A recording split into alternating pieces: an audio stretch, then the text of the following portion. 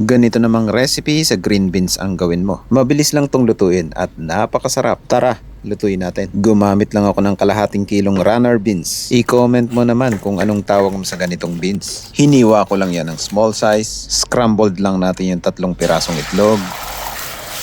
Pagkatapos, set aside. Dagdag lang tayo ng konting chicken oil at igigisa lang natin ang chicken breast. Season lang natin ng salt, black pepper. Gisahin lang natin hanggang sa medyo mag-brown at ilalagay na natin yung beans, onions and garlic. Saute lang natin ng 2 minutes. Timplahan lang natin ng liquid seasoning, oyster sauce.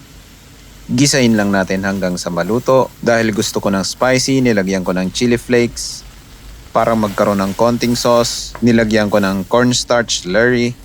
Mix lang natin yung konti at ilalagay na natin ang scrambled egg at konting sesame oil. Mix mo lang yung konti at mayroon ka ng masarap na ginisang green beans. Kaya kung trip mo ang recipe na to, gawin mo na or itag mo na yung gagawa para sa'yo.